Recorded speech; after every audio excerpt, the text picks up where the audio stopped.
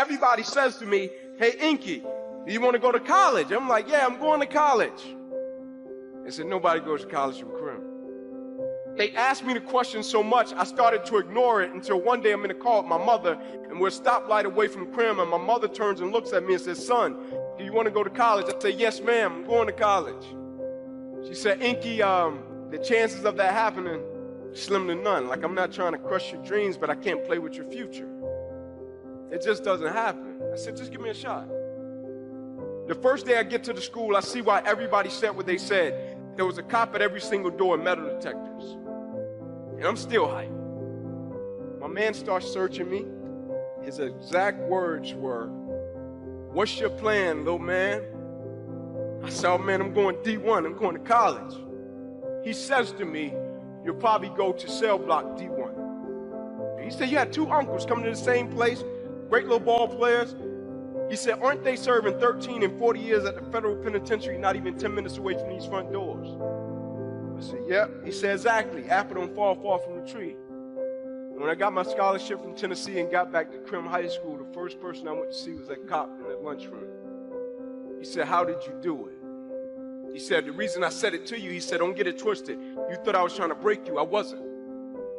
He said, I've seen so many kids step up to me and say the same thing. And they end up dropping out their freshman year. And so I wanted to challenge you to see, would you retreat or would you step up to me and fight for the thing that you said you wanted? I'm intrigued in life how when a person say they want something and the only thing it takes is for the circumstance to change. I'm intrigued by that. Right? How a circumstance can take that away. In life, people don't burn out because of what they do. People burn out because life makes them forget why they do it. When it's about something greater than themselves, the opposition, the adversity, and the challenges are part of the journey.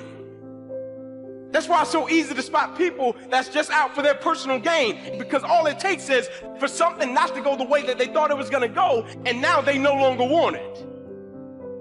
And so when I got to Tennessee, it was Mayberry for me. And I come into my junior year, and I'm about to get exactly what I want. About to get this thing called NFL. This thing that I've been working for. Like, everything revolved around this game, and I finally get in a position in my life to where now I'm 10 games away from it. NFL on top of the paper. Inky Johnson projected top 30, automatic multi-millionaire. Just play the next 10 football games, Ink. You made it. And I go out in a silly game against Air Force, and I go to make a tackle, and when I hit him, every breath in my body left. I fall to the ground, I blacked out. When my eyes open, guys run over, Ink, let's rock, man, let's go, let's finish him off. And I'm like, I can't. They said, what do you mean you can't? I said, I can't move. I said, I can't feel anything. Doctor says to me as he's walking beside me, I don't know how you're still alive, son, you don't have any pulse. I'm sitting there and people coming into my room like, Inky, man, I'm sorry about what happened to you. Like, man, that's really the only thing you wanted, huh? Like, the only thing you really wanted was the NFL, that's it. I'm like, man, you limited God to that? Like, life holds no substance, no value? And now the thing I placed my identity in, now it's gone. That's why I laugh at people when they say, man, if I could just get this, I'll be. Man, if I could just get this amount of money, I'll be. I'm like, ooh. What happens when God says yes and no? Like, do you have the ability to accept what you don't understand? Can you handle when things get off course? I'm sitting there and I'm thinking, like, man, I'm 8 games away. Like, let me get the contract, then redirect me so I can help my family. And God's like, no, son, I need you to really go that way. And I'm like, you sure? Like, I need to go this way. He's like, no, I need you to go this way. I got something greater for you. Now, it might take a little longer to manifest, but I got something even sweeter. I got something, son, that's going to carry you for the rest of your life. And I thought it was over after football got redirected. My life got redirected 2, 3 more times before I even fell into my purpose and my mission. I'm thinking I'm going to be a coach.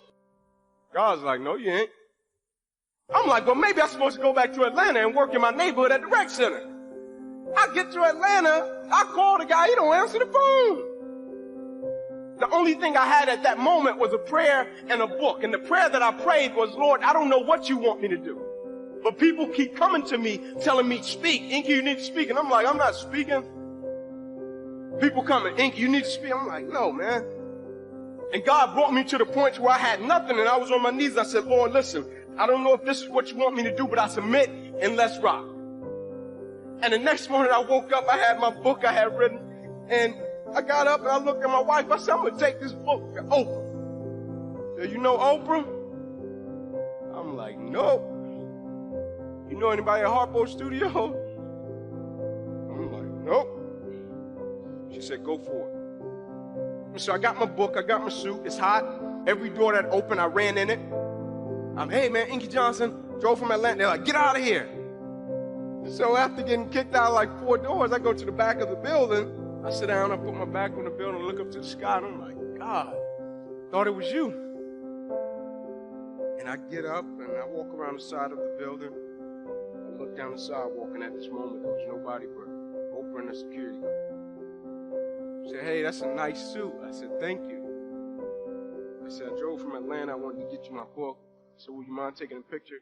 You take a picture, and I'm going to walk off, and her security says to me, hey, young man, come here. He said, what just happened never happens. So I leave. I start to put the picture on social media, send it to my friends, everybody's reaction. You going to be on a book club? You going to be on a show? I'm like, what just happened? Faith is the substance of things hoped for, the evidence of things not seen. And I'm like, God, are we moving like that? Don't know nobody on Oprah's staff, and look at my wife and say, I'm going to meet Oprah. And God puts me face to face with Oprah and puts the book in her hand. I said, God, let's go. I live my life a certain type of way according to the power that I know the Lord possesses. I live my life a certain type. Like when I go to the Lord in prayer, I go bold. Like, and I know the initial reaction when we go through things is to say, man, why did this have to happen to me? And it's an honest reaction. And some of the things we go through, I'm gonna just be real, it's not a scripture for it. But this is what I've understood. In life, some people don't need you to preach a sermon, they need you to live one. The only thing I ask of you, as talented, as brilliant, as powerful, as beautiful as you are, never allow life to make you forget why you started in the first place.